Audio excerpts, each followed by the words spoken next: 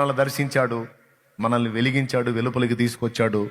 మనకిప్పుడు రక్షణానందం కలిగించాడు, నిత్య జీవ ప్రాప్తిని, దాన్ని గూర్చిన నిశ్చయతను మనకిచ్చాడు. దీంతో పాటు మనకు ఒక భారాన్ని, బాధ్యతను కూడా అప్పచెప్పాడు. ఏంటంటే, నన్ను గూర్చిన సత్యం ఎవరో కష్టపడి మీకు మోసుకొస్తే మీరు తెలుసుకొని ఈరోజు ఈ రక్షణానందం పొందుతున్నారు, మనశ్శాంతి, ఆదరణ, నిత్య జీవ ప్రాప్తి పొందుతున్నారు.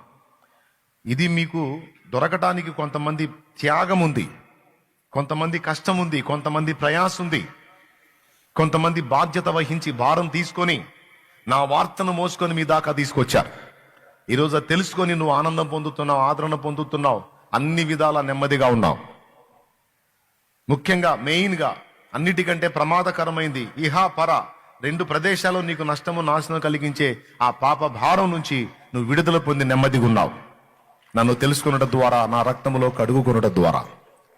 నా ప్రియ బిడ్డ, మరి ఎవరో మోసుకొచ్చి నీకు అందిస్తే నువ్వు అనుభవిస్తున్నావు. మరి ఇతరుల విషయంలో నీ బాధ్యత లేదా? ఇతరుల విషయంలో నీ బాధ్యత లేదా అని దేవుడు ఈరోజు నిన్ను అడుగుతున్నాడు. ఖచ్చితంగా మనం బాధ్యత తీసుకొని అజ్ఞానాంధకారంలో బలైపోతున్న మన వారికి మనమే బాధ్యతగా ప్రకటించాలి. పరమత దూషణ చేయకుండా సత్యదేవుని గూర్చినటువంటి సాక్ష్యం నువ్వు ఇవ్వాలి. ఎందుకంటే మత దూషణ చేయుట ద్వారా వారి హృదయాలు గాయపడిపోయి వారు మనం చెప్పే సత్యాన్ని వినరు. కాబట్టి మత దూషణ వద్దు, పరమత దూషణ వద్దు.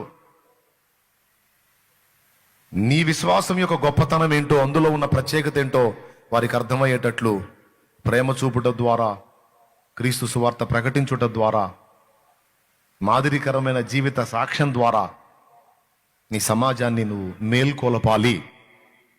ఎందుకంటే ఆ అజ్ఞాన కాలములలో దేవుడు చూచి చూడనట్లుగా ఊరుకొనెను గాని ఇప్పుడైతే అంతటా అందరూ మారు మనసు పొందవలెనని ఆయన నరులకు ఆజ్ఞాపించుచున్నాడు. ఇది అపోస్తలుల కార్యం 17వ అధ్యాయంలో ఉన్నటువంటి వచనం. 17వ అధ్యాయం 30వ వచనం నుంచి కిందికి చదవండి. ఆ అజ్ఞాన కాలంలో దేవుడు చూచి చూడనట్టుగా ఉండెను. అపోస్తలుల కార్యములు 17:30 వచనం చదువుతున్నాడు చూడండి. ఆ అజ్ఞాన కాలములను దేవుడు చూచి చూడనట్టుగా ఉండెను. ఇప్పుడైతే అంతటను అందరును మారు మనసు పొందవలనని మనుషులకు ఆజ్ఞాపించుచున్నాడు. ఇప్పుడైతే అంతటను అందరును మారు మనసు పొందవలనని ఆయన నరులకు ఆజ్ఞాపించుచున్నాడు. ఎందుకంటే తాను ఏర్పరిచిన ఒక మనుషుని, ఎందుకనగా తాను నియమించిన మనుషుని చేత నీతిని అనుసరించి భూలోకమునకు తీర్పు తీర్చబోయేది ఒక దినమును నిర్ణయించి ఉన్నాడు. అద్దుగో, ఎందుకంటే తాను నిర్ణయించిన ఒక మనుషుడు ఉన్నాడు. ఆ మనుషుడు దేవనరుడు, దేవుడు మరియు నరుడు కూడా. కాబట్టి ఆయనకు దేవత్వం తెలుసు, మానవత్వం కూడా తెలుసు. మనిషికి తీర్పు తీర్చాలంటే అచ్చంగా దేవుడు అయి ఉంటే నీకేం తెలుసా మా బాధలు అంటాం మనం.